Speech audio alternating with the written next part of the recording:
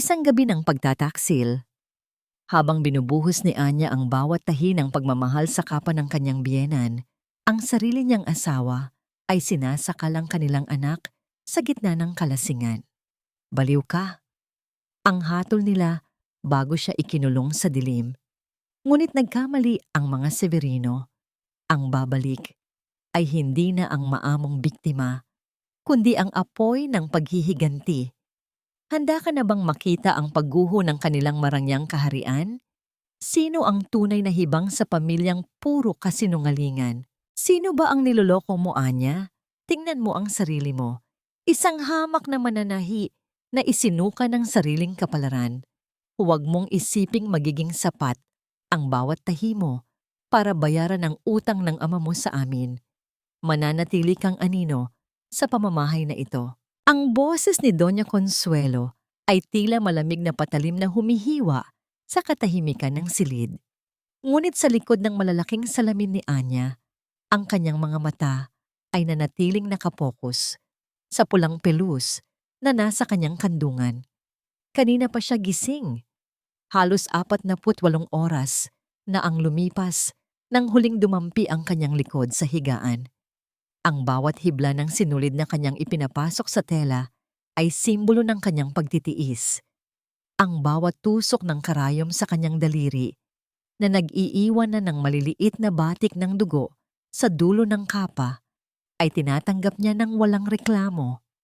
Para sa kanya, ang kapang ito na isusuot ng kanyang biyenan sa gabi ng parangal ay ang kanyang pasasalamat, ang kanyang utang na loob para sa buhay ng kanyang namayapang ama na itinaguyod ng mga Severino. Huminga ng malalim si Anya. Naramdaman niya ang pangangatal ng kanyang mga kamay.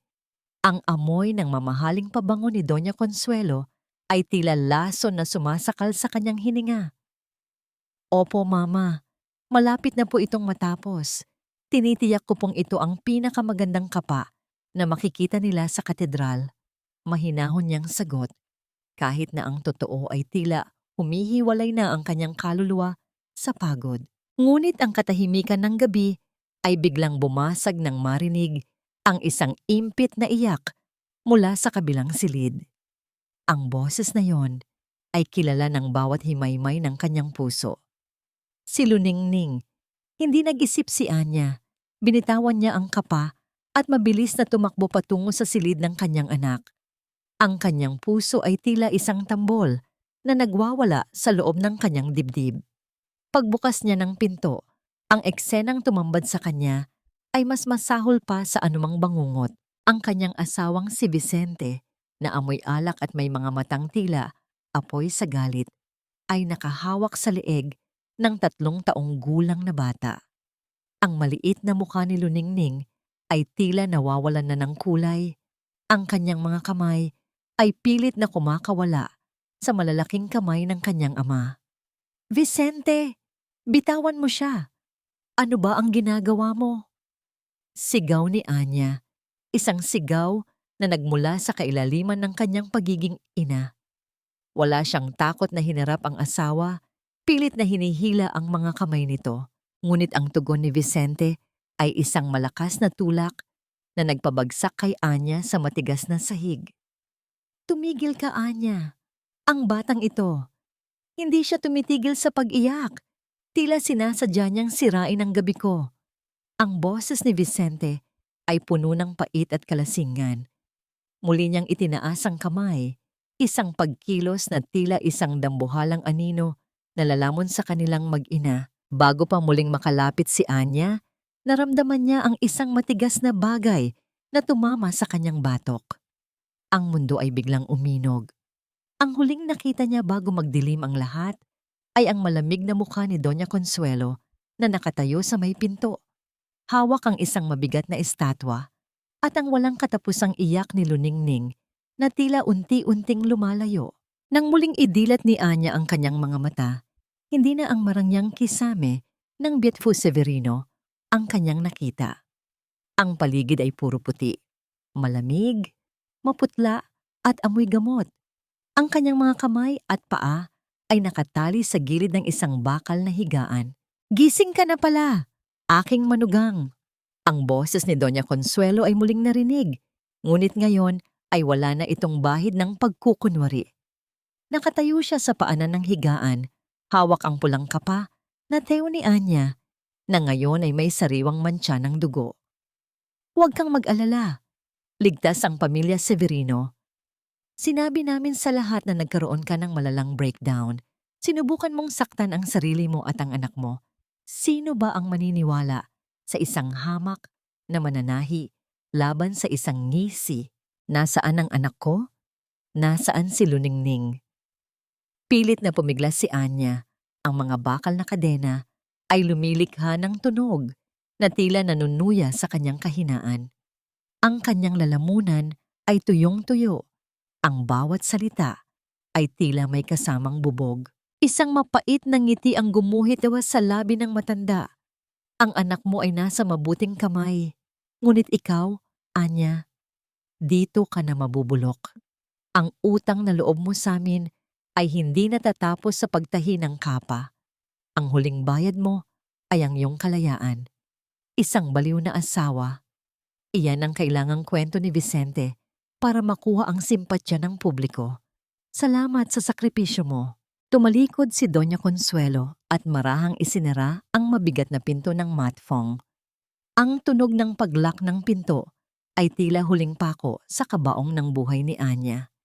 Doon, sa gitna ng kaputian at katahimikan, naramdaman ni Anya ang pagguho ng kanyang buong pagkatao. Ang kanyang mga luha ay tuyo na, pinalitan ng isang matinding lamig na dumadaloy sa kanyang mga ugat. Habang nakatingin sa kisame, isang tanong ang paulit-ulit na umalingaw-ngaw sa kanyang isipan. Tila isang sumpa na nanunuot sa kanyang buto. Hanggang kailan mo titiisin ang bawat tusok ng karayom bago mo mapagtanto na ang dugong umaagos mula sa iyong mga sugat ang siyang susunog sa kanilang lahat? Huwag kang titingin sa likod, Marisol. Ang kalayaang ibinigay sa iyo ay tila isang marupok na sinulid. Isang maling hila mo lang. Muli kang mabibilanggo sa dilim. Ito ang huling mga salitang narinig ni Marisol mula sa matandang madre bago tuluyang sumara ang dambuhalang pintuang gawa sa bakal at kahoy ng Kumbento de San Sebastian. Pagkalipas ng 10 taon ng pagkakakulong sa ilalim ng mahigpit na disiplina at panalangin dahil sa isang kasalanang hindi niya ginawa, sa wakas ay muling naramdaman ni Marisol ang haplos ng hangin sa kanyang balat. Ngunit ang kalayaang ito ay tila walang tamis. Ang bawat hininga niya ay may kasamang bigat.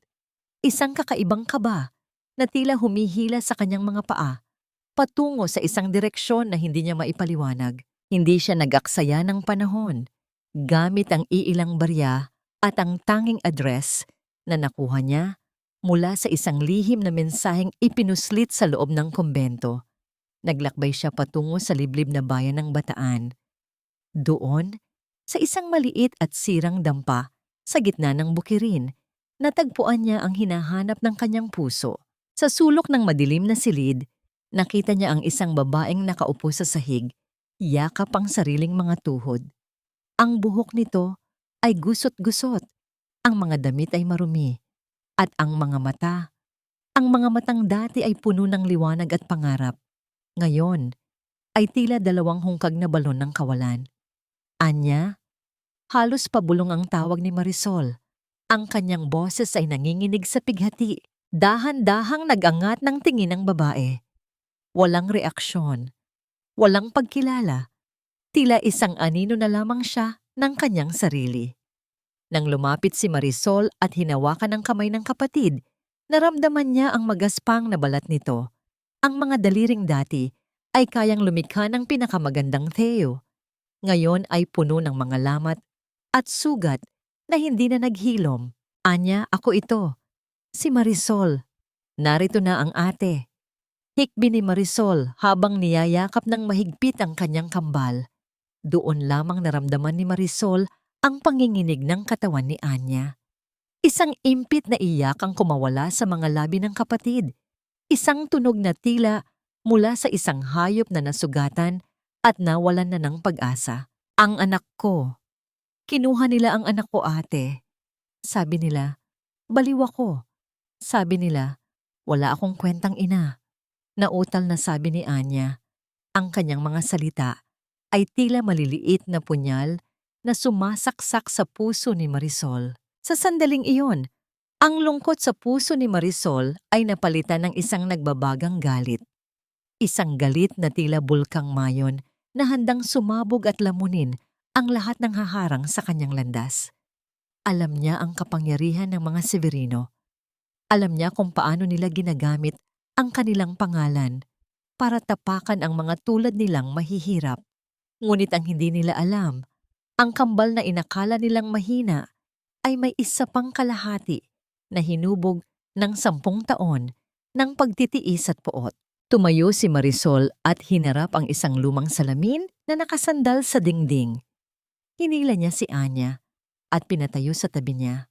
Doon, sa harap ng basag na salamin, muling nagtagpo ang dalawang mukha na magkaparehong magkapareho. Ngunit magkaiba ang mundong pinagmulan. Tingnan mo ako, Anya. Seryosong sabi ni Marisol. Mula sa araw na ito, hindi ka na mag-iisa. Ang mga luhang ibinuhos mo ay kukunin ko at gagawin kong lason para sa kanila. Ibibigay ko sa iyo ang hustisyang ipinagkait nila. Kinuha ni Marisol ang isang matalas na gunting na nakapatong sa mesa. Walang pag-aalinlangan niyang pinutol ang kanyang mahabang buhok hanggang sa maging kapareho ito ng gupit ni Anya.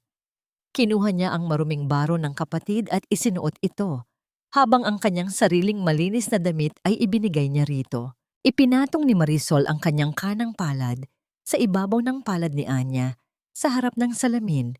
Ang kanilang mga daliri ay nagtagpo, tila isang sumpa na nakaukit sa hangin. I will enter that mansion as you, Anya. I will be the submissive wife they expect, the broken woman they want to laugh at. Pero sa bawat hakbang ko sa loob ng bahay na yon, sisiguraduhin kong unti-unti silang mauubos. Tiningnan ni Marisol ang kanyang sarili sa salamin. Hindi na si Marisol ang nakikita niya, kundi ang Anya na nilikha ng kalupitan ng mga Severino.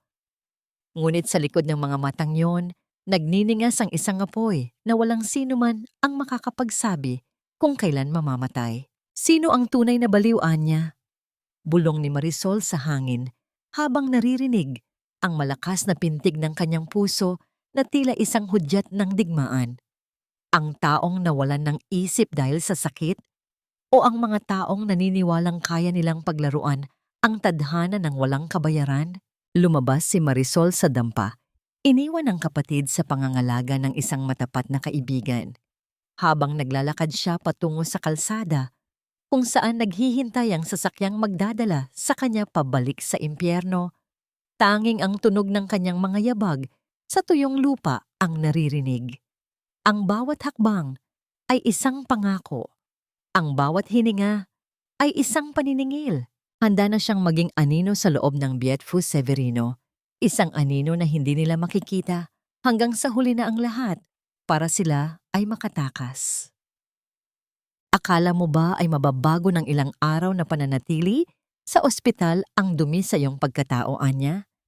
Kahit anong hugas mo, mananatili kang isang babaeng walang utang na loob sa pamilyang nagahon sa iyo sa putik. Ang boses ni Doña Consuelo ay tila isang malamig na hanging humahampas sa mukha ni Marisol habang humahakbang siya papasok sa engrandeng pintuan ng Bietfus Severino. Ang amoy ng mamahaling insenso at lumang kahoy ng mansyon ay tila sumasakal sa kanya. Tila bawat sulok ng bahay na ito ay may mga matang nagmamasid. Naghihintay na siya ay magkamali. Nanatiling nakayuko si Marisol, hinahayaang takpan ng kanyang maikling buhok ang talim ng kanyang mga mata. Kinakailangang maging maingat. Ang bawat galaw niya ay dapat maging katulad ng sa kanyang kapatid. Marupok, natatakot, at laging tila humihingi ng paumanhin sa mundo. Pasensya na po, Mama. Maraming salamat po sa muling pagtanggap sa akin. Mahinahon niyang sagot. Pilit na ginagaya ang banayad at tila nagmamakaawang tono ni Anya. Naramdaman ni Marisol ang panginginig ng kanyang sariling mga daliri.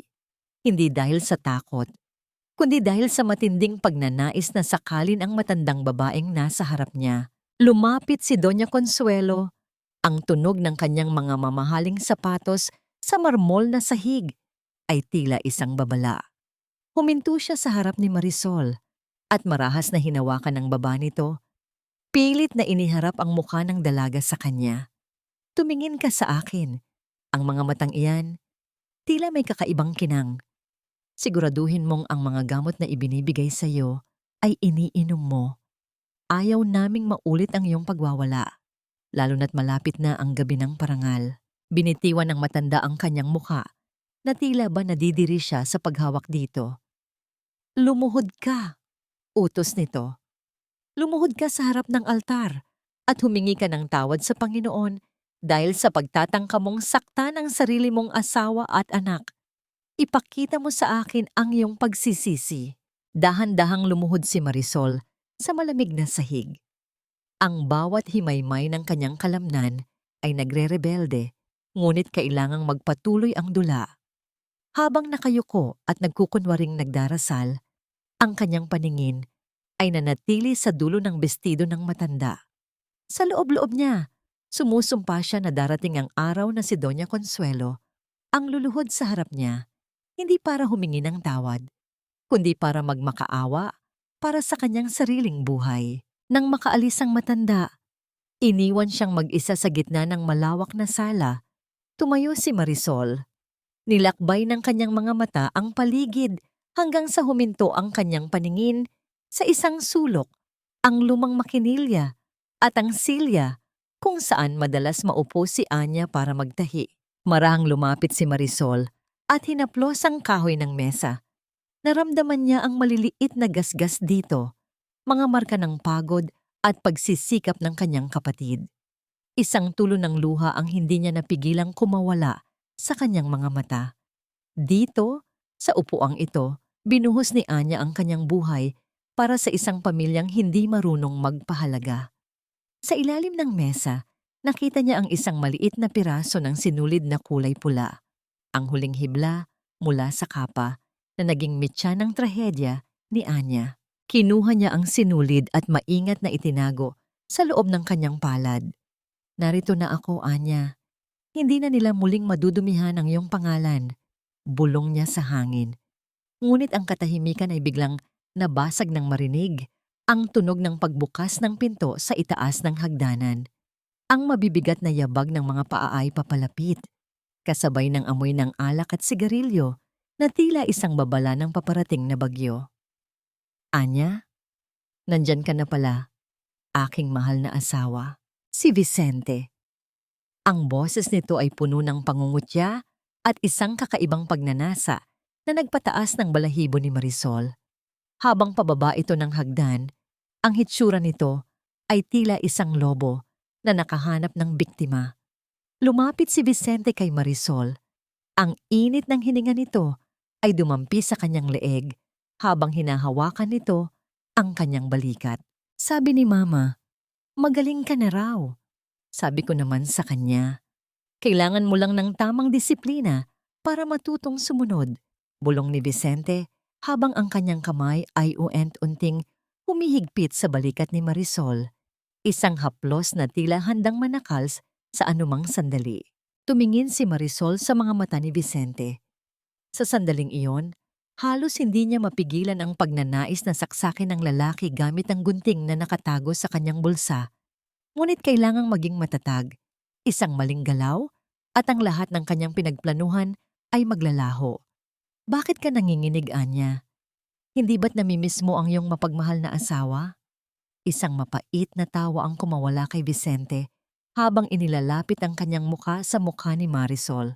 Sa gitna ng tensyon, isang tanong ang hindi mawala sa isipan ni Marisol habang tinitiis ang kamay ng lalaking sumira sa buhay ng kanyang kambal. Hanggang kailan niya kayang itago ang apoy sa loob ng isang katawang inakala nilang tanging luha lamang ang alam ilabas? Lalong humigpit ang hawak ni Vicente. Ang kanyang mukha ay nasa gilid na ng tenga ni Marisol.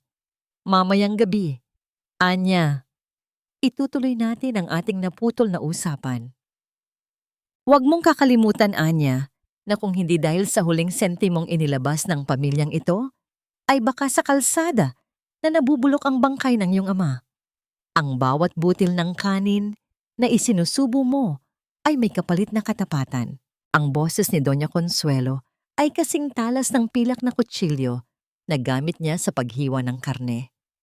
Sa hapagkainan na pinalilibutan ng marangyang chandelier at mga mamahaling kagamitan, ang bawat subo ni Marisol ay tila may kasamang lason. Nakayuko siya. Ang kanyang mga kamay ay nakapatong sa kanyang kandungan. Pilit na pinipigilan ang panginginig ng kanyang buong katawan. Hindi ito takot.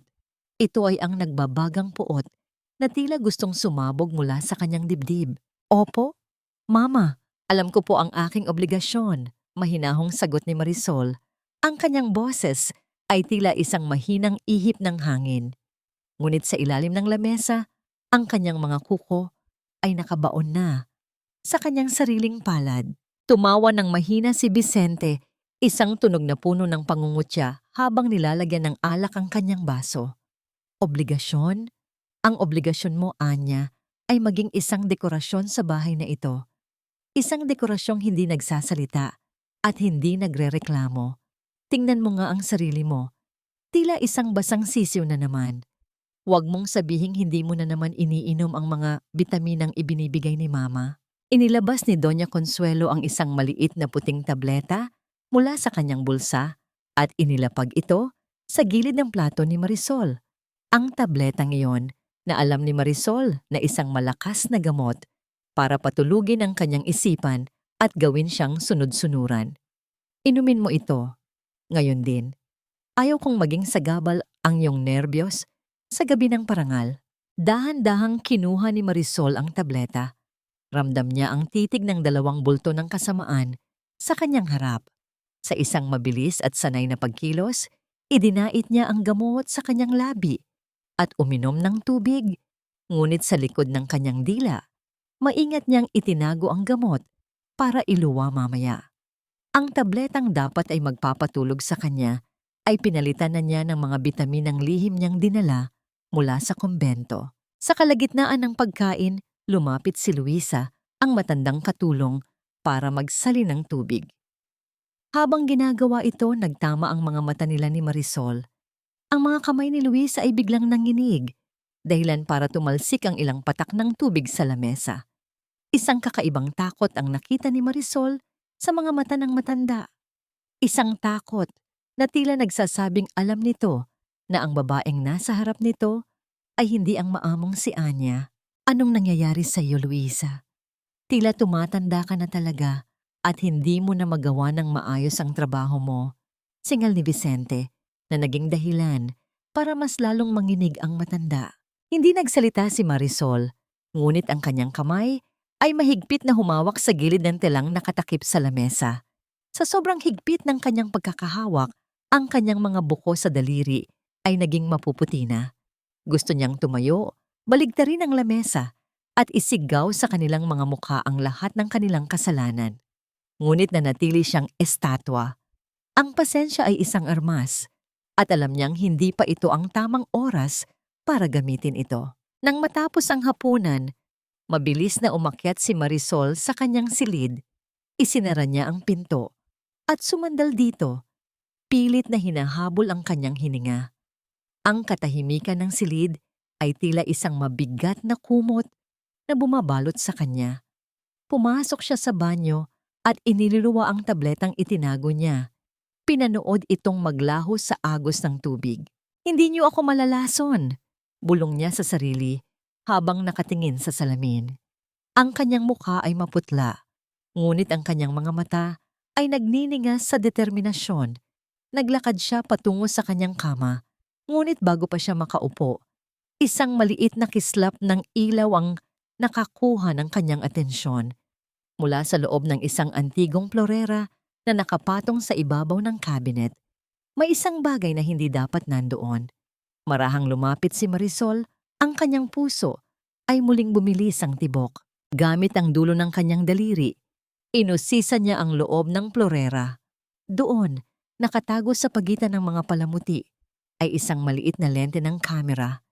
Isang mata na lihim na nagmamasid sa bawat galaw niya sa loob ng silid na dapat ay kanyang pahingahan. Naramdaman ni Marisol ang isang malamig na kilabot na gumapang sa kanyang likuran. Hindi lamang siya bilanggo sa mansyong ito. Siya ay isang hayop na pinapanood sa loob ng isang kulungan. Lumingon siya sa paligid ng silid. Iniisip kung ilan pang mga mata ang nakatago sa dilim, naghihintay ng kanyang pagkakamali. Sa gitna ng takot at galit, isang tanong ang lumutang sa kanyang isipan. Kung alam na nila ang bawat kilos niya, gaano na kaya kalapit ang panganib na inihahanda ni Doña Consuelo para sa kanya? At higit sa lahat, sino ang tunay na may hawak ng kabilang dulo ng kamera na ito? Huminga ng malalim si Marisol at pilit na kinalma ang sarili. Alam niyang sa bawat segundong lumilipas, ang laso ng utang na loob ay uent-unti ng kinakain ng pamilyang Severino at siya ang magsisilbing gamot na hindi nila inaasahan. Ang gabi sa mansyon ng mga Severino ay hindi kailanman naging tahimik.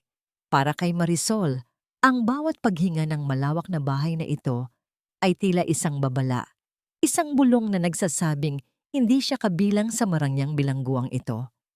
Ang dilim ay naging kanyang kakampi habang dahan-dahan siyang lumalabas sa kanyang silid. Bitbit ang isang maliit na flashlight na nakatago sa ilalim ng kanyang suot na manipis na balabal. Alam niyang ang bawat hakbang niya sa pasilyo ay isang pakikipagsapalaran. Ang tunog ng kanyang mga paa sa makinis na sahig ay tila napakalakas sa kanyang pandinig, kahit na halos hindi na niya idampi ang kanyang sakong sa takot na magising ang sinuman. Ang kanyang destinasyon ay ang silid-aklatan ni Doña Consuelo, ang dambana ng lahat ng lihim at kasinungalingan ng pamilya. Pagdating sa harap ng mabigat na pinto ng opisina, naramdaman ni Marisol ang lamig ng doorknob sa kanyang palad. Marahan niya itong inikot. Ang puso niya ay tila gustong kumawala sa kanyang dibdib sa bawat milimetro ng paggalaw ng bakal. Sa kabutihang palad, hindi ito nakakunsi. Pumasok siya at agad na isinara ang pinto sa kanyang likuran. Hinahayaang lamunin siya ng amoy ng lumang papel at mamahaling kahoy. Inilibot ni Marisol ang liwanag ng kanyang flashlight. Huminto ito sa isang malaking cabinet na gawa sa alabastro at madilim na kahoy. Dito nakatago ang mga dokumento ng Severino Foundation, ang organisasyong ipinagmamalaki ng kanyang biyenan bilang daluyan ng tulong para sa mga mahihirap. Ngunit sa likod ng mga magagandang salita, alam ni Marisol na may nakatagong bulok na sistema. Dahan-dahan niyang binuksan ang isa sa mga drawer. Ang kanyang mga kamay ay nanginginig habang binubuklat ang mga pahina ng isang itim na ledger. Hindi siya nagkamali. Ang mga numerong nakasulat ay hindi tumutugma sa mga opisyal na ulat na nababasa niya sa mga pahayagan. May malalaking halaga ng pera na pumapasok at lumalabas patungo sa mga account na walang pangalan, mga bakas ng iligal na sugal at paglilinis ng maruming pera. Bago niya ibalik ang ledger, isang maliit na bagay sa kabilang drawer ang nakakuha ng kanyang pansin. Isang lumang litrato na bahagyang nakatago sa ilalim ng mga resibo. Kinuha ito ni Marisol at tila tumigil ang pag-ikot ng mundo nang makita ang imahe. Ito ay ang kanyang ama. Bata pa ito sa litrato, nakangiti at tila walang kamalay-malay sa trahedyang darating sa kanyang buhay. Ngunit ang mas nakakapagtaka ay ang lokasyon ng litrato. Nakatayo ang kanyang ama sa harap ng lumang bahay ng mga Severino at sa likod nito ay may nakasulat na dedikasyon sa wikang Kastila na tila nagpapahiwatig ng isang malalim na ugnayan. Bakit may ganitong litrato si Doña Consuelo? Bakit itinago ito sa isang lugar na puno ng mga iligal na dokumento? Isang malalim na hinala ang nabuo sa isipan ni Marisol. Ang utang na loob na sinasabi ng matanda ay baka isang malaking kasinungalingan lamang para pagtakpan ang isang mas madilim na katotohanan sa nakaraan. Muntik nang mabitawan ni Marisol ang flashlight nang makarinig siya ng marahang yabag mula sa pasilyo. Ang tunog ng tuyong kahoy na tila humihihingi ng paumanhin sa ilalim ng bigat ng isang tao ay papalapit sa pinto.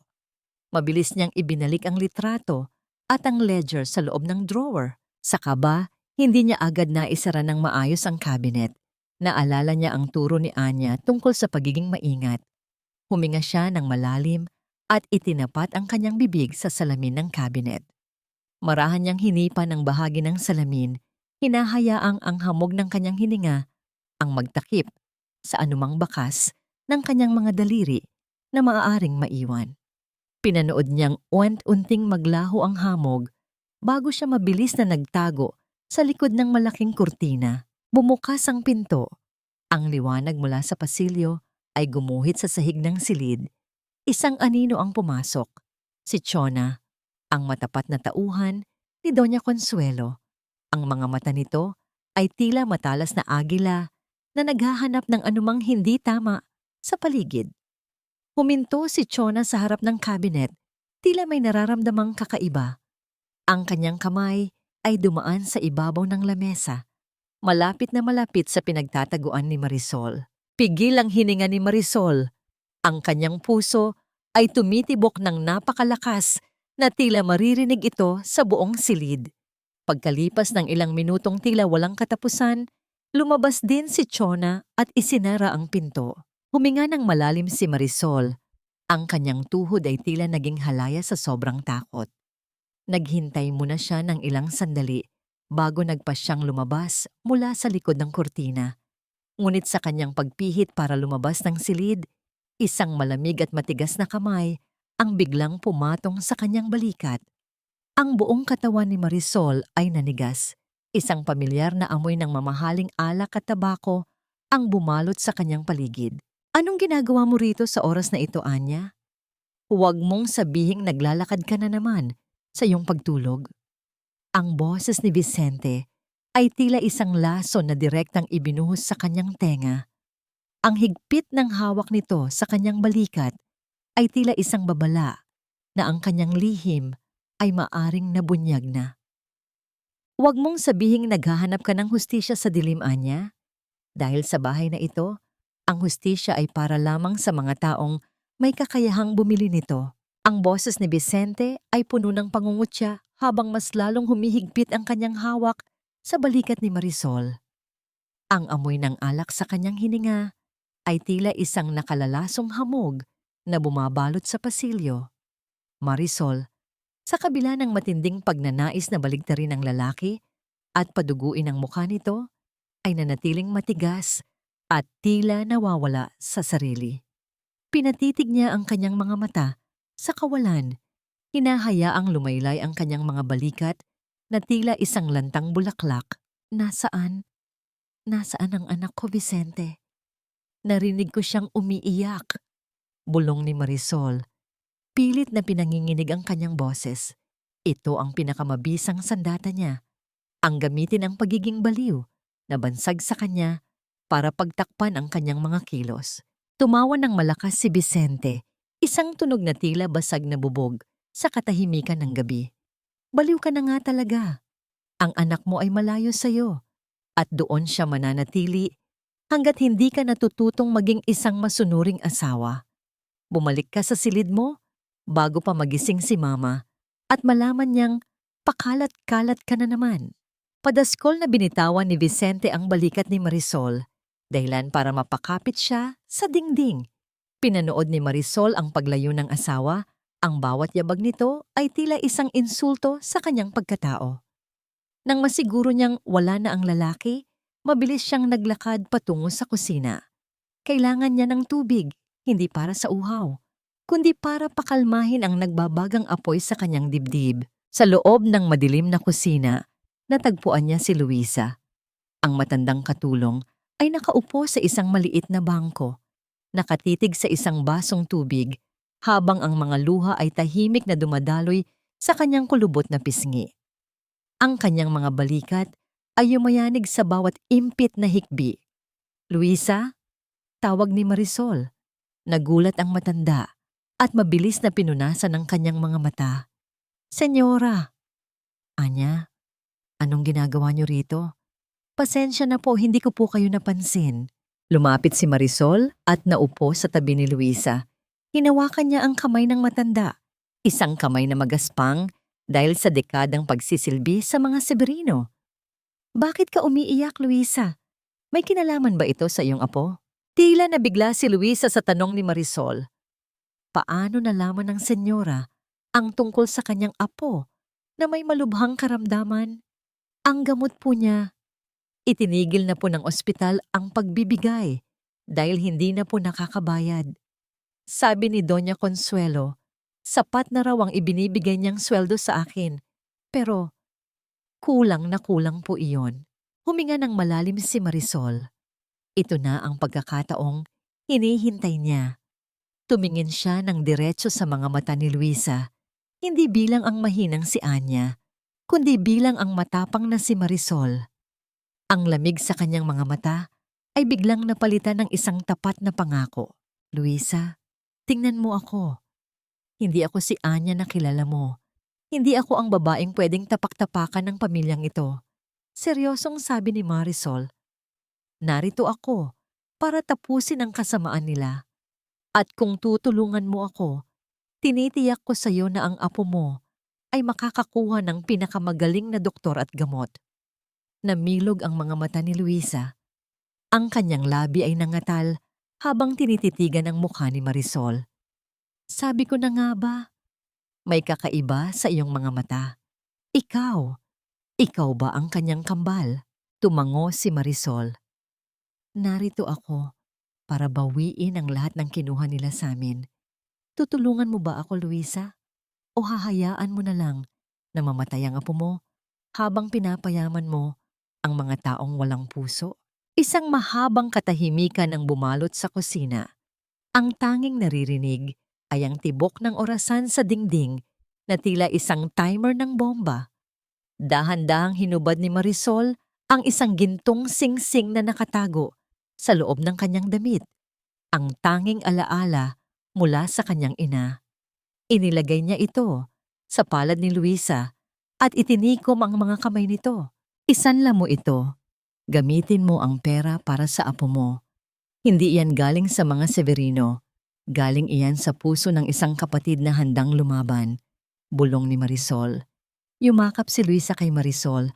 Ang kanyang mga luha ay basang-basa sa balikat ng dalaga. Salamat. Salamat, Marisol. Gagawin ko ang lahat. Sasabihin ko sa iyo ang lahat ng nakikita at naririnig ko sa bahay na ito. Handa na akong magtaksil sa kanila para sa kaligtasan ng pamilya ko. Sa gitna ng kanilang pagyayakapan, hindi nila napansin ang isang anino na nakatayo sa may pintuan ng kusina.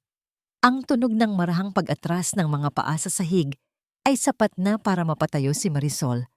Sino ang nakakita sa kanila? At gaano karami ang narinig nito? Marisol looked out into the darkness of the hallway, her heart hammering against her ribs like a trapped bird. Huli na ba para itago ang ating lihim o ito na ang simula ng ating wakas? Hindi siya pwedeng nandito. Wala na ang Anya na kilala ko. Isang anino na lang siya. Isang basang sisiw na walang lakas na lumaban.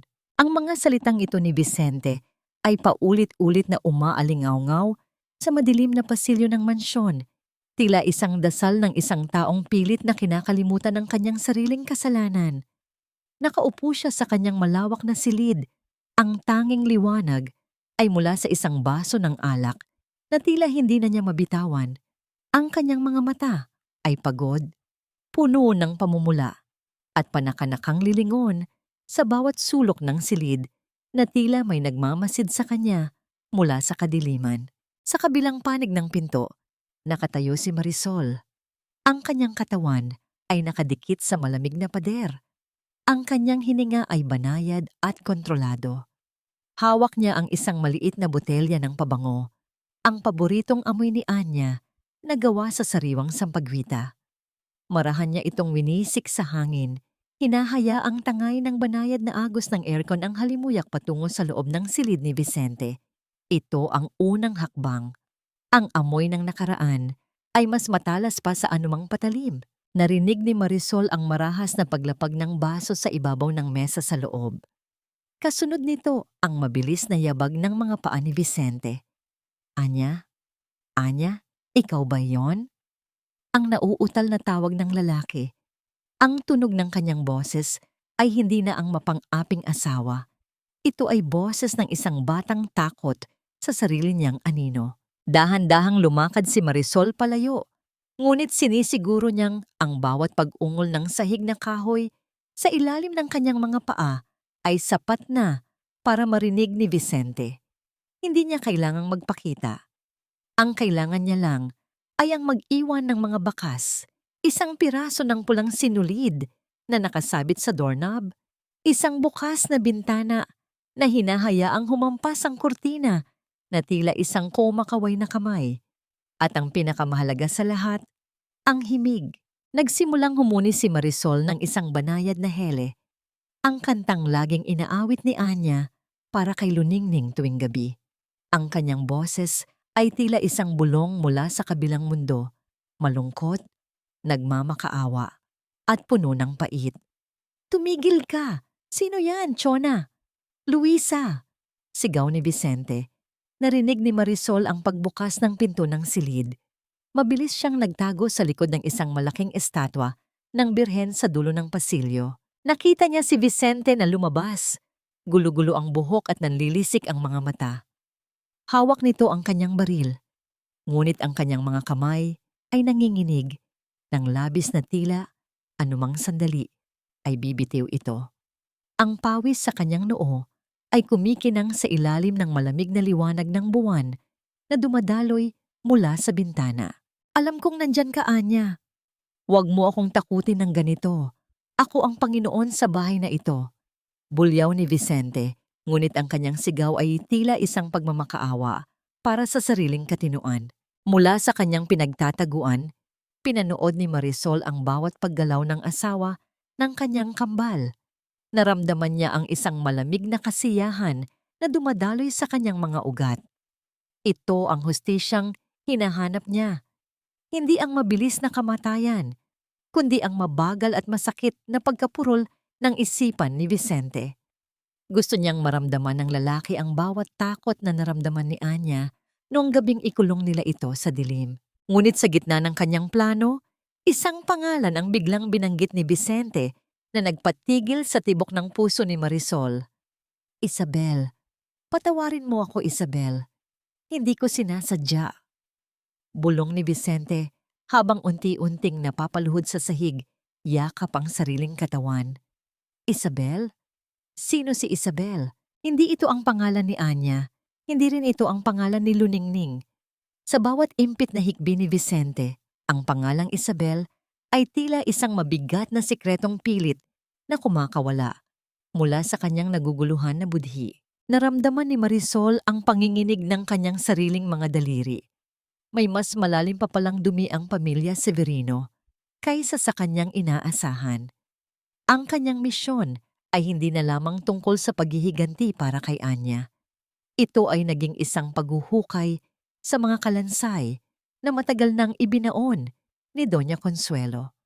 Habang unti-unting tumatahimik ang paligid at tanging ang mabigat na paghinga na lamang ni Vicente ang naririnig, isang tanong ang naiwan sa isipan ni Marisol. Gaano karami pang buhay ang sinira ng mga Severino bago nila natagpuan si Anya?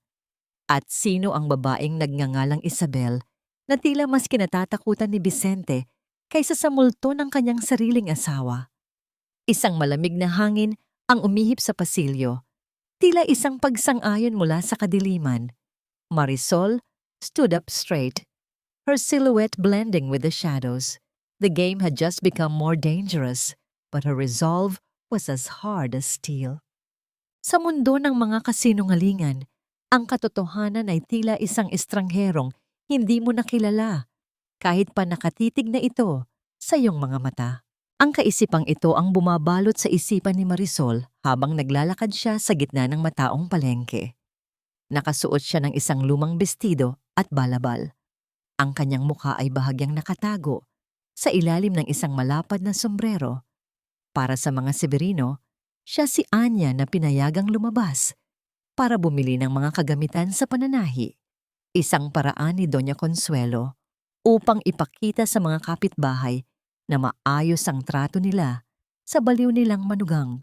Ngunit ang bawat lingon ni Marisol ay puno ng pag-iingat. Ramdam niya ang mga mata ng mga tauhan ni Vicente na nakabuntot sa kanya mula sa malayo. Sa gitna ng ingay ng mga tindero at ang amoy ng sariwang isda at gulay, huminto si Marisol sa isang maliit na tindahan ng tinapay sa dulo ng kalsada. Anya, isang baritonong boses ang tumawag sa kanyang pangalan. Marahang lumingon si Marisol at tumambad sa kanya ang isang lalaking may matipunong pangangatawan. Nakasuot ng simpleng polo shirt ngunit bakas, sa kanyang muka ang isang talino at awtoridad. Si Mateo, isang abogadong binuo ang karera mula sa hirap at ang lalaking laging binabanggit ni Anya sa kanyang mga liham bilang tanging taong tumulong sa kanilang ama noon. Attorney Mateo, bulong ni Marisol, pilit na pinapanatili ang imahe ng isang mahinang Anya. Lumapit si Mateo, ang kanyang mga mata ay nanunuot. Tila binabasa ang bawat guhit sa mukha ni Marisol. May kung anong kuryente ang dinaloy ng kanyang presensya na nagpadama kay Marisol ng isang kakaibang seguridad. Isang bagay na matagal na niyang hindi nararamdaman. Balita ko ay galing ka sa ospital. Kamusta ka na? Tanong ni Mateo. Ngunit habang nagsasalita siya, ang kanyang paningin ay nanatili sa mga mata ni Marisol. May isang saglit na katahimikan ang namagitan sa kanila. Isang saglit kung saan tila naramdaman ni Mateo ang apoy na nagkukubli sa likod ng mga matang dapat ay puno ng luha. Maayos na po ako, salamat. Sagot ni Marisol, bahagyang ngumiti si Mateo. Isang ngiting may kahulugang hindi maipaliwanag. Iba ang iyong tingin ngayon, Anya. Tila mas matatag. Kung sino man ang nagturo sa iyo na tumayo ng tuwid, nagpapasalamat ako sa kanya. Naramdaman ni Marisol ang bahagyang pag-init ng kanyang mga pisngi. Isang kurot ng emosyon na hindi niya inaasahan, ngunit agad niyang ibinalik ang kanyang pader. Hindi siya narito para sa pag-ibig. Narito siya para sa katarungan. Mateo, kailangan ko ng tulong mo. Seryosong sabi ni Marisol, habang sinisiguradong walang nakakarinig sa kanila. Tumango si Mateo at kinuha ang isang supot ng mainit na pandesal mula sa tindera. Habang iniabot niya ito kay Marisol, marahan niyang ipinatong ang kanyang kamay sa ibabaw ng kamay ng dalaga. Sa loob ng supot, naramdaman ni Marisol ang isang matigas at maliit na bagay. Isang recording pen. Gamitin mo yan ng maingat. Bulong ni Mateo, ang kanyang muka ay seryoso na ngayon. Ang utang na loob ko sa iyong ama ay hindi matatapos sa mga salita lamang. Kung kailangan mong magsalita, sisiguraduhin kong may makikinig sa iyo. Nagpalitan sila ng huling tingin bago mabilis na naglakad palayo si Mateo na wala sa gitna ng karamihan. Naiwan si Marisol na mahigpit ang hawak sa supot ng tinapay. Ang bawat hakbang niya pabalik sa mansyon ay tila mas magaan dahil sa wakas, mayroon na siyang kakampi sa labas ng mga pader na yon. Ngunit ang gaan ng loob na naramdaman niya ay agad na naglaho nang makapasok siya sa pintuan ng mansyon. Ang katahimikan sa loob ay tila may dalang babala. Sa loob ng opisina ni Doña Consuelo, narinig ni Marisol ang boses ng matanda na kausap si Vicente. Marahan siyang lumapit at idinait ang kanyang tenga sa pinto. Hindi na natin pwedeng patagalin ito, Vicente. Sabi ni Doña Consuelo, ang boses ay kasing lamig ng yelo. Masyado nang nagiging mapangahas si Anya. Kailangang mangyari ang aksidente bago ang gabi ng parangal. Isang pagkakamali sa kanyang mga gamot o marahil ay isang madulas na hagdanan. Ikaw na ang bahala sa mga detalye. Siguraduhin mo lang na sa susunod na linggo, ang pamilya Severino ay magluluksana para sa isang asawang hindi nakayanan ang kanyang sariling kaisipan. Naramdaman ni Marisol ang lamig na gumapang sa kanyang buong pagkatao. Ang banta ay hindi na lamang psikolohikal. Ito ay naging pisikal na. Plano nilang patayin si Anya. Plano nilang patayin siya. Iniyukom ni Marisol ang kanyang mga palad. Ang supot ng tinapay ay nagmantsana sa higpit ng kanyang hawak. Ang kanyang puso ay tumitibok ng mabilis, tila isang babala na ang oras ay mabilis nang nauubos. Gusto niyo ng trahedya? Bulong ni Marisol sa kanyang sarili, habang ang kanyang mga mata ay nanlilisik sa dilim ng pasilyo. Ibibigay ko sa inyo ang trahedyang hinding-hindi niyo makakalimutan. Isang maling hakbang mo lang, Anya, at matatapos na ang lahat ng paghihirap mo. Hindi mo na kailangang magpanggap na matino dahil sa sementong ito, magiging abo na ang lahat ng pangarap mo. Ang boses ni Vicente ay tila isang malat na bulong na nagmula sa kailaliman ng impyerno. Nakatayo siya sa tuktok ng engrandeng hagdanan ng mansyon. Ang kanyang anino ay humahaba sa sahig na tila isang dambuhalang galamay na handang lamunin si Marisol. Ang amoy ng alak ay mas matapang pa sa karaniwan, ngunit sa likod ng kanyang mga nanlilisik na mata ay may isang nakakatakot na linaw ng isip. Isang determinasyong tapusin na ang lahat sa gabing ito. Nakatayo si Marisol sa ikatlong baitang ng hagdanan. Ang kanyang mga kamay ay mahigpit na nakahawak sa makinis na sandalan na gawa sa nara. Naramdaman niya ang kakaibang dulas ng kahoy sa ilalim ng kanyang mga daliri. Kanina pa niya napansin na ang bawat baitang ay tila pinahiran ng labis na wax, isang madulas na patibong na naghihintay lamang ng isang maling galaw. Ano po ang ibig ninyong sabihin, Vicente? Tanong ni Marisol. Pilit na ginagawang paos at nanginginig ang kanyang boses. Ang kanyang puso ay tumitibok ng mabilis, ngunit ang bawat bahagi ng kanyang utak ay kalkulado. Ang 10 taon ng pakikipaglaban sa malupit na kapalaran sa labas ng kumbento ay nagturo sa kanya kung paano basahin ang panganib bago pa ito lumapit. Huwag ka nang magmalinis! Sigaw ni Vicente habang mabilis na bumababa ng hagdan patungo sa kanya. Alam ko ang ginagawa niyo ni Luisa. Alam ko ang mga bulong mo sa gabi. Akala mo ba ay matatakot mo ako sa mga multong ikaw lang ang nakakakita? Ngayon, ipakikita ko sa iyo kung ano ang totoong katapusan. Biglang dinaluhong ni Vicente si Marisol. Ang kanyang mga kamay ay nakalahad para itulak ang dalaga pababa sa matigas at madulas na hagdanan. Ngunit sa isang iglap, bago pa man dumampi ang mga palad ng lalaki sa kanyang balikat, mabilis na kumilos si Marisol. Gamit ang kanyang liksi, bahagya siyang tumagilid at hinawakan ng braso ni Vicente, ginagamit ang sariling bigat at momentum ng lalaki laban sa kanya. Ang tunog ng sapatos ni Vicente, na nawalan ng kapit sa madulas na sahig, ay bumasag sa katahimikan. Halos mawalan ng balanse ang lalaki at mahulog patalikod. Ngunit sa huling sandali, hinawakan siya ni Marisol sa kwelyo ng kanyang polo. Hinila siya pabalik nang may lakas na hindi inaasahan mula sa isang mahinang babae. Nanigas si Vicente. Ang kanyang muka ay ilang pulgada na lamang ang layo mula sa mukha ni Marisol. Ang takot na kanina ay wala sa kanyang mga mata ay biglang sumibol nang makita niya ang talim at lamig sa paningin ng kanyang asawa. Isang tingin na hindi kailanman nagmula sa maamong si Anya. Mag-ingat ka, Vicente! Bulong ni Marisol. Ang kanyang boses ay kasing talas ng isang labaha. Masyadong madulas ang hagdanan ngayong gabi. Sayang naman kung ang susunod ng hisi ay matatapos lang sa isang simpleng pagkakamali sa paghakbang. Hindi ba't mas magandang mamatay ng may dangal kaysa mamatay na parang isang basang sisiw na nadulas sa sariling dumi? Marahang inayos ni Marisol ang nagulong kwelyo ni Vicente.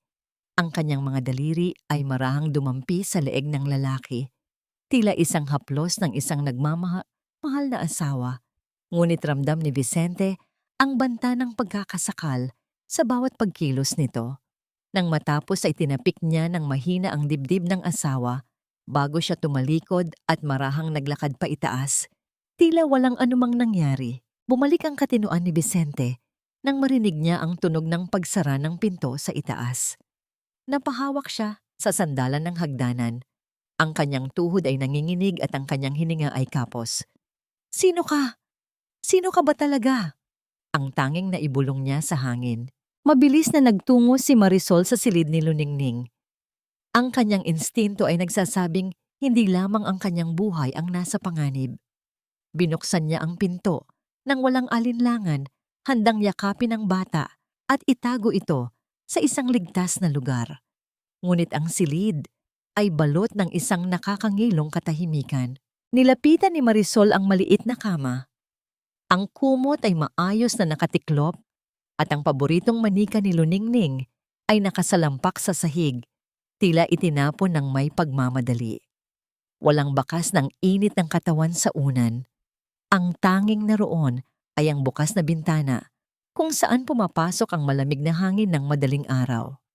Luningning, tawag ni Marisol. Ang kanyang boses ay puno ng takot na pilit niyang itinatago. Luisa, nasaan ang bata? Walang sumasagot. Ang buong mansyon ay tila naging isang malaking libingan. Naramdaman ni Marisol ang isang matinding pagsisisi na tila bumabaon sa kanyang puso. Habang siya ay nakikipaglaro ng katinuan kay Vicente, nagawa nilang itago ang kaisa-isang bagay na nagdurugtong sa kanila ni Anya. Nasaan na ang anghel na kanyang pinangakong protektahan? At hanggang saan ang kayang gawin ni Doña Consuelo para lamang masiguradong mananatiling tahimik ang pamilya Severino? Isang tanong ang paulit-ulit na umalingaw-ngaw sa kanyang isipan habang nakatitig sa bakanting kama ng bata. Kung ang langit ay nananatiling bingi sa aking mga dalangin, kailangan ko na bang maging isang demonyo para lamang makuha ang aking katarungan? Ang isang ina ay handang tawirin ang apoy ng impyerno para lamang mailigtas ang kanyang anak. Ngunit paano kung ang mismong impyernong yon ay nakadamit ng kabanalan at pinalilibutan ng mga pader ng simbahan?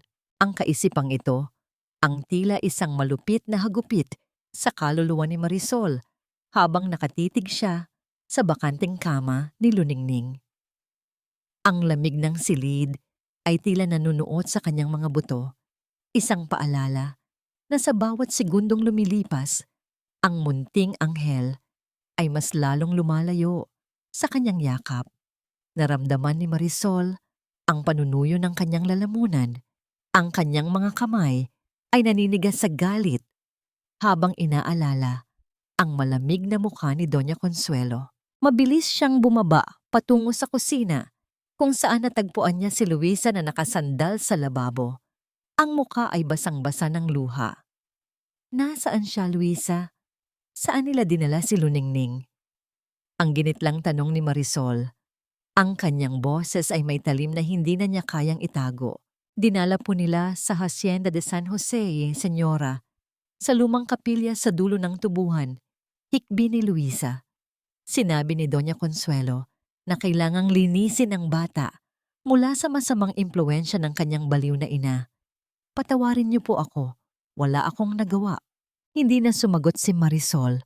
Mabilis siyang lumabas ng mansyon, bit-bit ang lahat ng lakas na natitira sa kanyang pagkatao. Sa labas ng tarangkahan, isang itim na sasakyan ang naghihintay. Bumaba ang bintana at tumambad ang seryosong mukha ni Attorney Mateo. Alam ko na kung nasaan sila, maikling sabi ni Mateo. Sumakay si Marisol. Ang kanyang mga daliri ay mahigpit na nakakapit sa upuan, habang mabilis na binabaybay ng sasakyan ang madidilim na kalsada patungo sa labas ng lungsod. Ang bawat pag-ikot ng gulong sa lupang kalsada ay tila isang kurot sa puso ni Marisol. Habang tumatagal, ang mga naglalakihang puno ng niyog sa paligid ay tila nagiging mga dambuhalang bantay na nagbabantay sa isang madilim na lihim. Pagdating nila sa hasyenda, isang lumang kapilya na gawa sa bato ang bumungad sa kanila. Ang paligid ay balot ng hamog at ang tanging liwanag ay mula sa ilang kandilang nakasindi sa loob. Dahan-dahang pumasok si Marisol. Ang bawat yabag ng kanyang sapatos sa malamig na sahig na bato ay tila isang eko ng kanyang sariling pangamba. Sa gitna ng kapilya, nakita niya ang isang maliit na figura na nakaupo sa isang bangko. Si Luningning.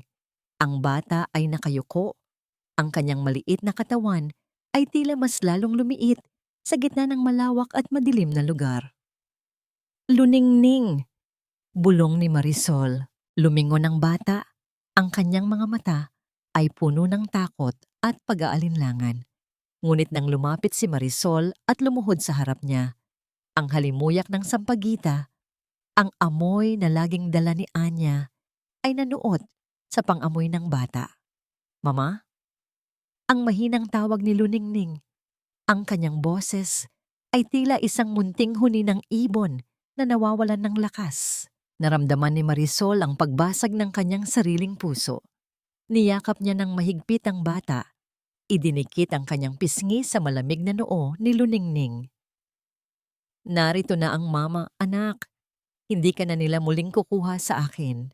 Naramdaman ni Marisol ang munting kamay ng bata na humawak sa kanyang damit, tila isang mahigpit na kapit sa isang huling pag-asa.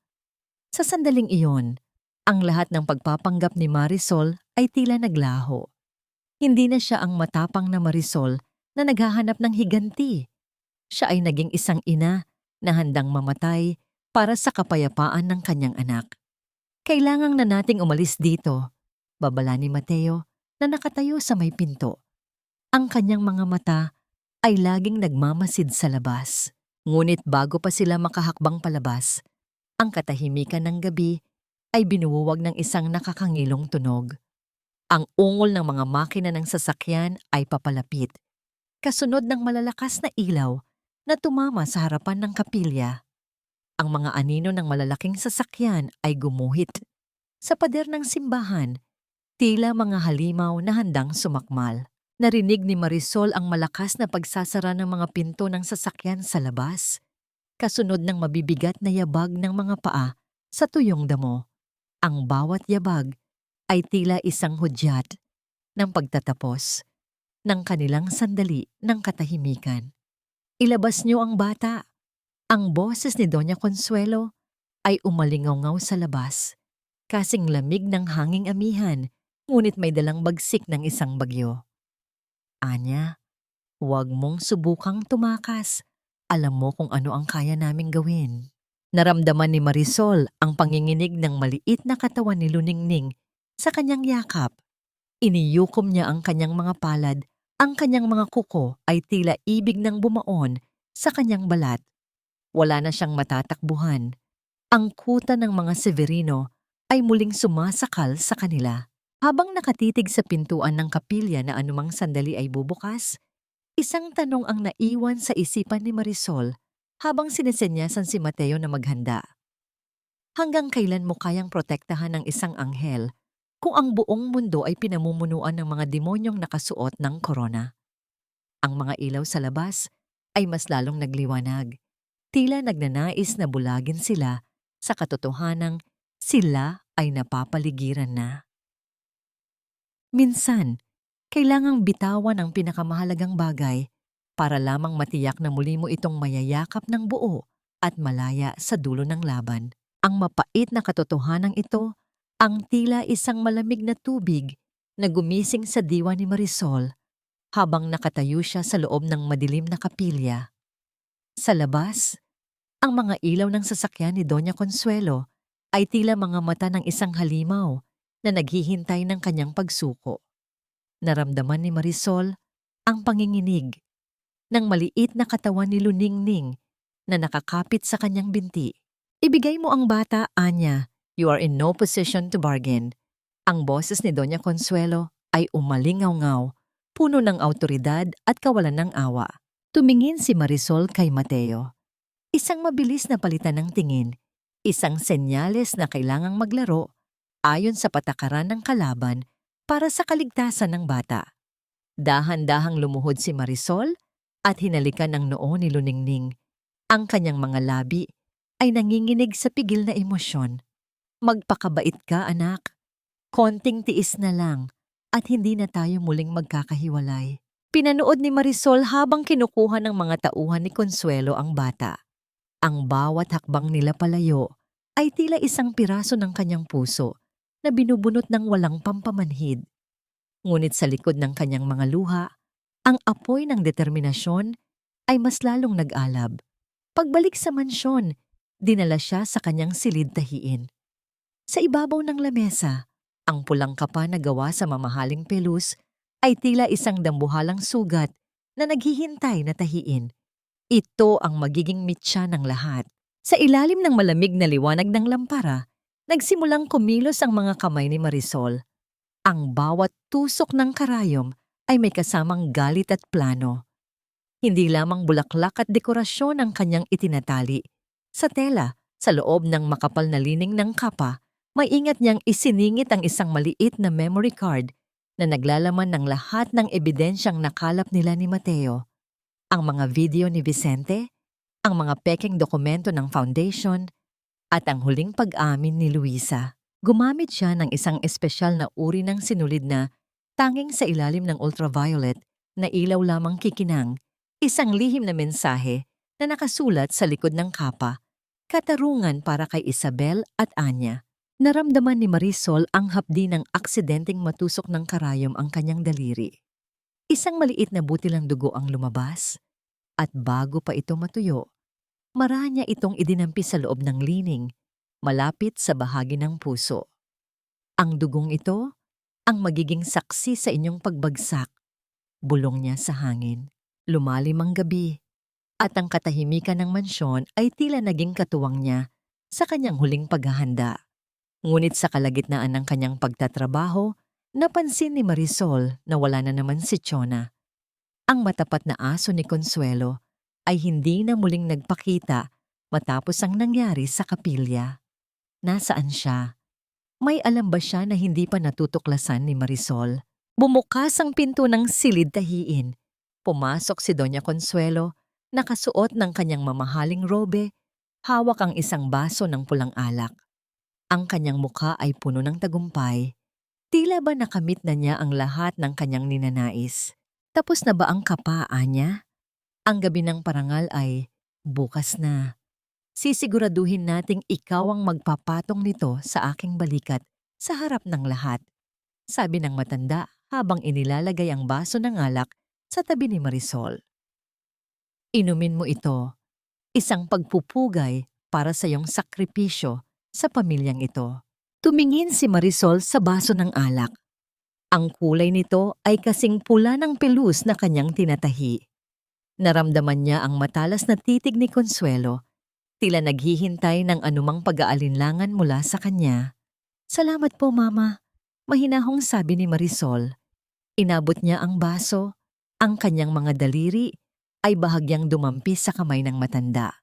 Napansin ni Marisol ang isang kakaibang ngiti sa mga labi ni Consuelo. Isang nangiti na tila nagsasabing alam nito ang isang bagay na magbabago sa takbo ng gabi. Dahan-dahang itinaas ni Marisol ang baso patungo sa kanyang mga labi. Ang amoy ng alak ay matapang, ngunit may kung anong kakaibang amoy na humahalo dito. Isang amoy na pamilyar sa kanya mula sa mga gamot na ibinibigay sa kanya noon. Iinumin ba niya ito para sa kapakanan ng kanyang dula? O ito na ang huling patibong na tatapos sa kanyang laban bago pa man ito magsimula? Sa likod ng bawat nagniningning na hiyas at mamahaling pabango ng mga Severino, nagkukubli ang amoy ng nabubulok na budhi na pilit itinatago ng marangyang kasuotan. Ang kaisipang ito ang tila naging baluti ni Marisol habang nakatitig siya sa malaking salamin ng dressing room sa loob ng Grand Ballroom. Ang kanyang buhok ay maayos na nakastyle.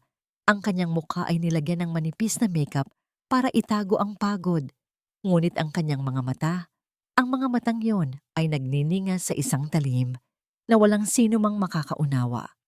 Suot niya ang isang eleganteng itim na gown, isang matinding kaibahan sa pulang kapa na nakasabit sa kanyang bisig. Ang kapa na naglalaman ng lahat ng kasalanan ng pamilyang ito.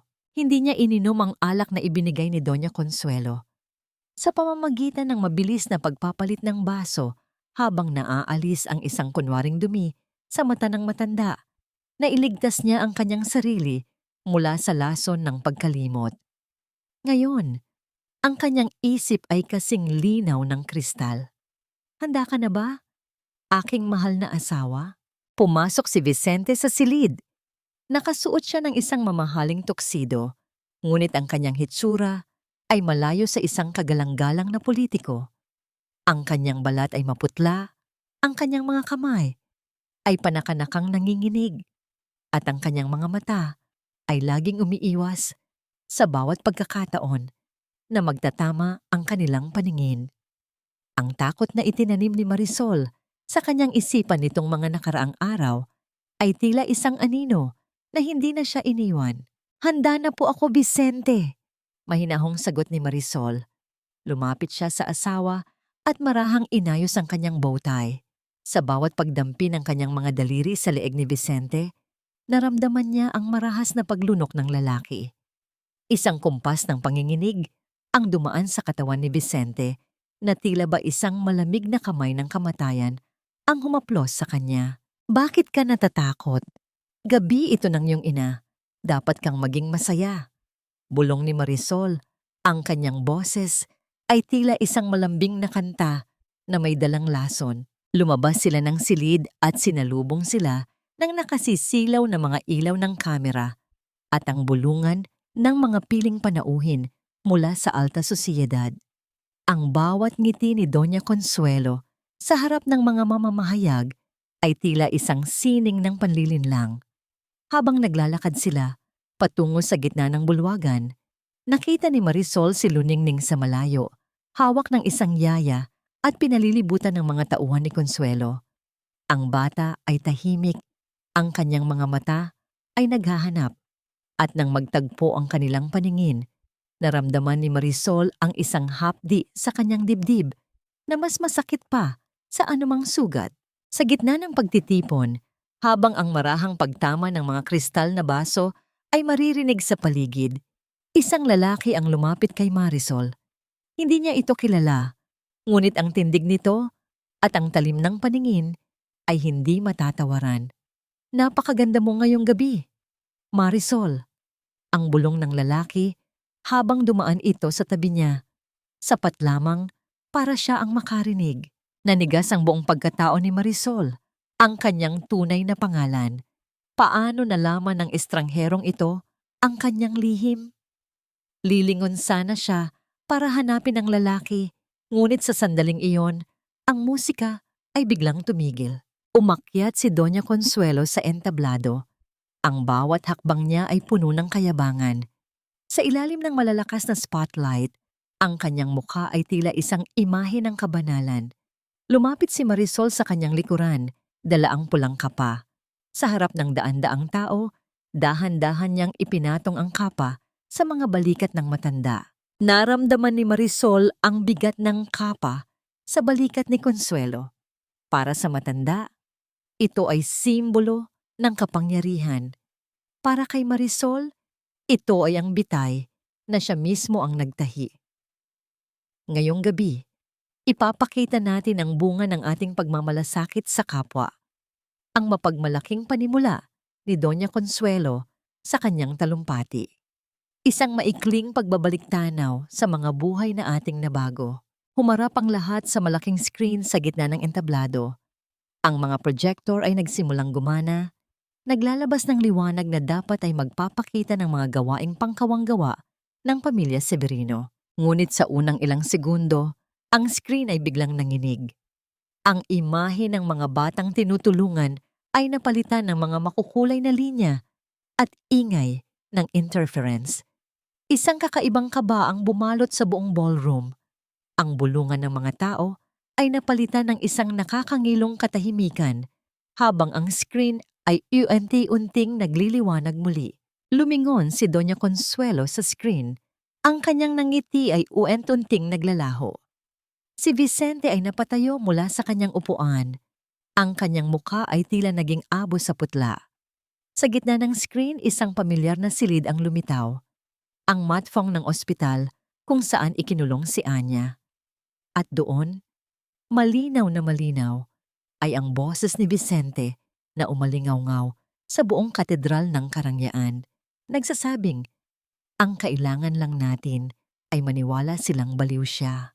Naramdaman ni Marisol ang paghinto ng oras.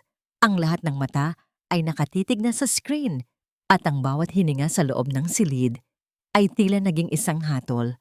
Sino ang nag-umpisa ng palabas? At hanggang saan ang kayang itago ng dilim kapag ang katotohanan na ang nagpapasiklab ng apoy. Ang screen ay muling nanginig at isang bagong video ang nagsimulang mag-play. Ito na ang katapusan ng inyong maruming kaharian, Mama.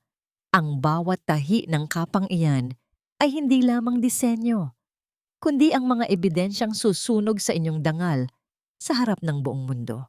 Ang boses ni Marisol ay hindi na isang bulong. Ito ay umalingaw-ngaw sa buong Grand Ballroom, kasing linaw ng kristal at kasing talas ng isang espada. Sa likod niya, ang dambuhalang screen ay hindi na nagpapakita ng mga bata o ng foundation. Sa halip, ang buong katedral ng karangyaan ay niyanig ng ingay ng isang bata na nagmamakaawa para sa kanyang buhay, habang ang anino ni Vicente ay nakapatong dito, puno ng puot at kalupitan. Patayin niyo yan! Itigil niyo ang kalapastanganang ito. Sigaw ni Doña Consuelo. Ang kanyang mukha ay naging kasing pula ng kapang suot niya. Ang kanyang mga kamay ay pilit na hinahablot ang remote control mula sa mga technician. Ngunit ang bawat pindot niya ay tila walang silbi. Ang sistema ay kontrolado na mula sa labas. Ang bulungan ng mga panauhin ay naging isang malakas na ugong ng pagkasuklam. Ang mga kagalang-galang na senador, mga negosyante at mga matataas na opisyal ay napapatayo. Ang kanilang mga mata ay nakapako sa screen kung saan ipinapakita ang mga peking ledger ng foundation at ang mga larawan ng matfong kung saan ikinulong si Anya. Anya, ano ang ginagawa mo? Ang nauutal na tanong ni Vicente habang dahan-dahang lumalapit kay Marisol. Ang kanyang mga mata ay nanlilisik sa takot at galit. Sisirain kita. Papatayin kita. Dinaluhong ni Vicente si Marisol. Ang kanyang mga kamay ay nakalahad. Para sakali ng babaeng sa tingin niya ay ang kanyang asawa. Ngunit hindi gumalaw si Marisol. Nanatili siyang nakatayo. Ang kanyang ulo ay nakataas. At nang magtagpo ang kanilang mga mata, isang malamig na ngiti ang sumilay sa kanyang mga labi. Hindi ako si Anya, Vicente, bulong ni Marisol. Sapat lamang para marinig ng lalaki. Ako ang aninong hindi niyo pinahalagahan. Ako si Marisol. Bago pa man dumampi ang mga kamay ni Vicente sa leeg ni Marisol, ang mabigat na pintuan ng ballroom ay bumukas ng may malakas na tunog. Ang tunog ng mga sapatos ng mga pulis na mabilis na humahakbang sa sahig ay bumasag sa kaguluhan. Sa unahan nila ay si Attorney Mateo. Hawak ang isang warrant of arrest at ang mga dokumentong magpapabagsak sa mga Severino.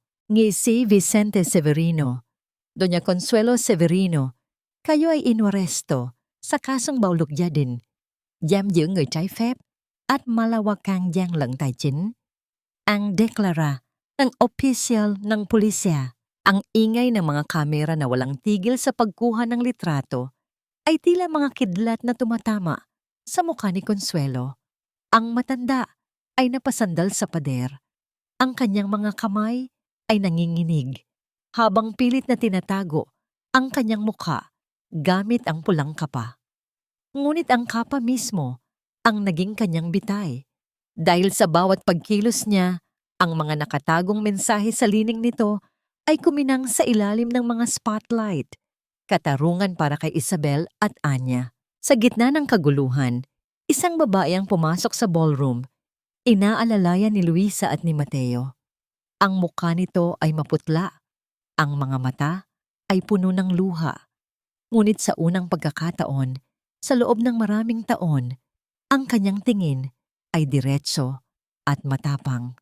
Si Anya. Naglakad si Marisol patungo sa kanyang kambal. Dahan-dahan niyang kinuha ang pulang kapa mula sa mga balikat ni Doña Consuelo, na ngayon ay nakaposas na at hinihila na ng mga pulis, at marahan itong ibinalot sa mga balikat ni Anya. Ang kapa na dati ay simbolo ng pagkaalipin ay naging simbolo na ngayon ng proteksyon at kalayaan. Tapos na, Anya. Malaya ka na. Bulong ni Marisol habang hinahaplos ang pisngi ng kapatid. Yumakap si Anya kay Marisol. Ang kanilang mga luha ay naghalo. Isang pagsasama ng pait ng nakaraan at tamis ng tagumpay. Pinanood nila habang hinihila si Vicente palabas. Ang lalaking dati ay makapangyarihan ay ngayon ay isang basang sisiw na sumisigaw ng mga walang kwentang pagbabanta. Ang pamilya Severino na itinayo sa ibabaw ng luha ng iba ay naglaho sa loob lamang ng isang gabi. Ngunit sa kabila ng katarungan, naramdaman ni Marisol ang isang kakaibang titig mula sa dulo ng ballroom. Ang estrangherong tumawag sa kanyang tunay na pangalan ay nandoon pa rin, nakatayo sa dilim, isang tahimik na saksi sa lahat. Nang magtama ang kanilang paningin, marahan itong tumango, bago tuluyang nawala sa anino ng labasan. Naramdaman ni Marisol ang isang malamig na kaba. Ang katarungan para kay Anya ay nakamit na, ngunit ang sikreto ng kanyang sariling nakaraan at ang pangalang Isabel ay tila naging isang bagong pinto na bumukas sa gitna ng kadiliman.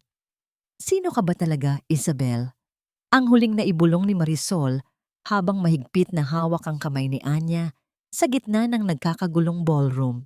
Ang gabi ay malayo pa sa pagtatapos at ang bawat sagot ay tila may kasama pang mas malalim na tanong. Ang dagat ay may sariling paraan ng pakikipag-usap sa ating mga sugat. Sa bawat hampas ng alon sa dalampasigan, tila may bahagi ng ating pait ang pilit nitong tinatangay palayo sa kawalan. Ang kaisipang ito ang bumabalot sa isipan ni Marisol habang nakatayo siya sa puting buhangin ng Palawan. Malayo na sila sa madilim na pasilyo ng mansyon ng mga Severino, malayo sa amoy ng alak at takot, at malayo sa boses ni Doña Consuelo na tila isang sumpa sa kanilang buhay. Dito, ang tanging naririnig ay ang banayad na tunog ng tubig na humahalik sa pampang at ang malakas na paggaspas ng mga dahon ng niyog sa hangin. Lumingon si Marisol sa maliit na bahay na bato na nakatayo sa dulo ng pampang. Ang karatulang kahoy na may nakasulat na Evangelista Sisters ay marahang umiindayog. Sa loob, nakita niya si Anya na nakaupo sa harap ng isang bagong makinilya. Hindi na ito ang pulang pelus na punong-puno ng dugo at kasinungalingan. Ngayon, ang tinitahi ni Anya ay isang payak na puting damit na gawa sa koton para kay Luningning. Ate, tingnan mo. Halos tapos na ang disenyo ng mga bulaklak sa laylayan. Masayang tawag ni Anya. Ang kanyang boses ay mayroon na muling sigla at ang kanyang mga mata ay hindi na hungkag na balon ng kawalan. Bagaman may mga sandali pa ring natitigilan siya kapag nakakarinig ng malakas na pagsara ng pinto, ang yakap ni Marisol at ang halakhak ni Luningning ang nagsisilbing gamot sa kanyang trauma. Lumapit si Marisol at hinawakan ang balikat ng kapatid. Naramdaman niya ang init ng balat ni Anya, isang buhay na katunayan na nagtagumpay sila. Napakaganda, Anya. Gaya ng dati, ikaw pa rin ang pinakamagaling na mananahi na kilala ko. Sa labas, nakita nilang tumatakbo si Luningning sa buhanginan, hinahabol ang isang makulay na saranggola. Kasama niya si Attorney Mateo, na madalas bumisita mula sa Maynila para dalhin ang mga balita tungkol sa kaso. Ang balita ay malinaw. Si Vicente at Doña Consuelo ay mananatili sa loob ng mahabang panahon. Ang kanilang kayamanan ay unti-unti nang kinukuha para ibayad sa mga taong kanilang niloko at sinaktan. Kabilang na ang sapat na pondo para sa pag-aaral ni Luningning at sa pagpapagamot ni Anya. Salamat, Marisol. Bulong ni Anya habang nakasandal ang kanyang ulo sa balikat ng kapatid. Kung hindi dahil sa tapang mo, baka hanggang ngayon ay iniisip ko pa ring baliw ako. Wala iyon, Anya. Ang mahalaga, narito na tayo. Ang katarungan ay hindi lamang tungkol sa pagpapakulong sa kanila. Ang tunay na katarungan ay ang pagkakataon nating mabuhay ng malaya. Sagot ni Marisol. Gayunpaman, sa likod ng katahimikang ito, hindi pa rin mawala sa isipan ni Marisol ang tungkol sa misteryosong lalaki sa ballroom at ang pangalang Isabel. Sa isang sulat na ipinadala ni Mateo, nalaman niya na si Isabel ay ang unang asawa ni Vicente na nawala na lamang nang walang bakas. Isang biktima na hindi nagkaroon ng pagkakataong mailigtas ng isang kambal. Ang estrangherong iyon ay marahil ang kapatid ni Isabel na lihim na tumulong sa kanilang plano. Ngunit pinili ni Marisol na itago muna ang impormasyong ito. Ayaw na niyang madungisan ang kapayapaang tinatamasa ni Anya. Ang mga anino ng nakaraan ay mananatili sa dilim habang sila ay naglalakad patungo sa liwanag. Habang papalubog ang araw, naglakad ang dalawang magkapatid patungo sa dagat para sunduin si Luningning. Nagtagpo ang kanilang mga kamay. Ang mga daliring dati ay puno ng tusok ng karayom at panginginig ay ngayon ay magkadaop ng may katatagan. Ang kulay ng langit ay naging kulay kahel at lila. Tila isang napakalaking tahi ng sining mula sa may likha na nagpapahayag na tapos na ang gabi. Ano ang susunod nating tatahiin, ate? Tanong ni Anya habang nakatingin sa malawak na karagatan. Tatahiin natin ang ating mga pangarap, Anya. At sa pagkakataong ito, tayo ang pipili ng kulay ng ating sariling buhay. Nakangiting sagot ni Marisol. Ang tunog ng tawa ni Luningning ay humalo sa himig ng dagat. Isang musika ng pag-asa na magsisilbing gabay nila sa bawat bukas na darating. Ang madilim na kabanata ng mga Severino ay tuluyan na nilang isinara at ang bawat pahina ng kanilang bagong buhay ay isusulat na nila ng may pagmamahal, kalayaan at katarungan. Sinasabing ang bawat sugat ay nagiiwan ng peklat, hindi para ipaalala ang sakit, kundi para maging saksi sa ating kakayahang maghilom at muling bumangon mula sa alabok. Lumipas ang 1 taon mula nang gumuho ang imperyo ng mga Severino sa isang maliit na bayan sa Palawan, kung saan ang langit ay tila humahalik sa asul na karagatan. Isang payak na pamumuhay ang natagpuan ni Marisol at Anya. Ang ingay ng mga kamera at ang mapait na boses ng mga nangapi sa kanila ay tila naging malalayong alingaw-ngaw na lamang ng isang masamang panaginip. Sa ilalim ng malawak na lilim ng mga puno ng niyayog, nakaupo si Anya habang tinuturuan si Luningning ng mga unang hakbang sa pagbuburda. Hindi na ito ang pagbuburdang puno ng takot at pagmamadali para sa isang taong hindi marunong magpahalaga. Ngayon, ang bawat tusok ng karayom ni Anya ay may kasamang himig ng isang hele, malaya at puno ng pagmamahal. Ang kanyang mga kamay ay hindi na nanginginig. Ang bawat disenyo ng mga bulaklak na kanyang nililikha ay tila sumasalamin sa bagong buhay na kanyang tinatamasa. Mama, tingnan mo. Ang ganda ng kulay na pinili ko. Masayang sabi ni Luningning habang ipinapakita ang isang rosas na sinulid. Ngumiti si Anya. Isang ngiting umabot sa kanyang mga mata. Napaganda, anak. Gaya ng iyong puso, ang bawat kulay ay may sariling liwanag. Mula sa malayo, pinagmamasdan sila ni Marisol. Nakasuot siya ng simpleng pantalon na t-shirt. Ang kanyang buhok ay bahagyang hinahampas ng hanging dagat. Hawak niya ang isang huling liham mula kay Attorney Mateo. Sa liham na yun, nabanggit na ang kaso ay tuluyan ng naisara. Si Doña Consuelo ay nananatiling matigas ang loob sa loob ng bilangguan. Ngunit si Vicente ay tuluyan ng nawala sa sariling katinuan. Isang malupit na biro ng tadhana para sa taong ginamit ang kabaliwan para manakit ng iba. Naisip ni Marisol ang pangalang Isabel. Marahil sa kabilang buhay, ang kaluluwa ni Isabel ay nakahanap na rin ng kapayapaan ngayong ang katarungan ay nakamit na para sa lahat ng biktima ng mga Severino. Napatingin si Marisol sa kanyang sariling mga palad. Napatawad na ba niya ang mundo? Marahil hindi pa ng buo. Ngunit napatawad na niya ang kanyang sarili sa mga taong siya ay nagtanim ng puot. Ang kanyang sakripisyo para kay Anya ang naging tulay para mahanap niya ang kanyang sariling halaga. Hindi na siya ang anino ng kanyang kambal. Siya ang naging tanglaw na nag-akay sa kanila patungo sa kaligtasan. Ate, halika na rito. Malapit nang lumubog ang araw. Tawag ni Anya sa kanya. Naglakad si Marisol patungo sa kanyang pamilya. Sa gitna ng payak na dampa at ang amoy ng asin at laya, Natagpuan nila ang tunay na kayamanan na hindi kailanman mabibili ng ginto, ang kapayapaan ng isip at ang kalayaan ng puso. Para sa mga tagapakinig na naglalakbay kasama natin, ang kwento ni Anya at Marisol ay isang paalala. Ang tunay na utang na loob ay hindi isang tanikala na dapat sumakal sa ating kalayaan. Ang tunay na utang na loob ay ang pagmamahal na ibinibigay natin ng kusa, ng walang kapalit, at ang lakas na ipagtanggol ang katotohanan kahit gaano pa kadilim ang paligid. Ang bawat isa sa atin ay may kakayahang maging si Marisol, ang tagapagtanggol ng mga inaapi.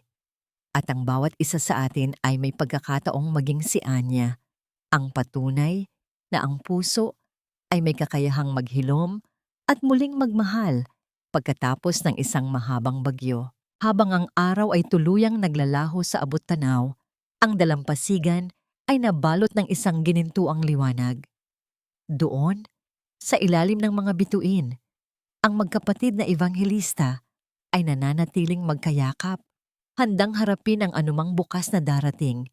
Dala ang aral na ang pag-ibig na nakabase sa katarungan ay ang tanging tahi na hinding-hindi kailanman malalagot.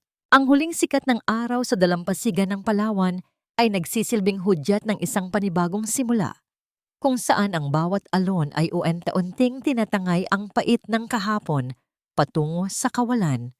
Ang katahimikang ito ay hindi tanda ng kawalan, kundi tanda ng isang pusong sa wakas ay nakahanap na ng kanyang tahanan. Mga mahal kong tagapakinig, maraming salamat sa pagtitiyaga at pagsama sa akin sa mahaba at madamdaming paglalakbay na ito. Habang isinusulat ko ang mga huling bahagi ng kwentong ito, lalo na ang tagpo kung saan maingat na isinisingit ni Marisol ang mga ebidensya sa ilalim ng lining ng pulang kapa, hindi ko mapigilang manginig ang aking mga kamay sa matinding emosyon. Ang eksenang iyon, kasama ang tagos sa pusong sandali ng pagkakakulong ni Anya sa madilim na silid ng ospital, ay hango sa mga totoong hibla ng buhay na madalas nating hindi naririnig. Ang kwentong ito ay hindi lamang bunga ng imahinasyon, kundi isang pagpupugay sa lahat ng mga babaeng patuloy na lumalaban sa gitna ng katahimikan at pang-aapi. Ang buhay natin ay tila isang piraso ng telang pilus. Maaaring mantsahan ito ng dugo, ng pagtataksil, o punitin ng mga kamay ng kawalang katarungan. Ngunit huwag nating kakalimutan na tayo ang may hawak ng karayom at sinulid. Ang bawat tusok ng pagsubok ay bahagi lamang ng isang mas malaking disenyo. Ang ating katotohanan ang magsisilbing pinakamalayang tahi na magbubuklod sa ating nawasak na pagkatao upang muling makabuo ng isang kapa ng dangal. Isang baluting hindi na kailanman matitibag ng kahit anong mapanirang salita. Sa inyong palagay, tama ba ang naging desisyon ni Marisol na pansamantalang ibigay ang bata kay Doña Consuelo para sa mas malaking plano ng hustisya?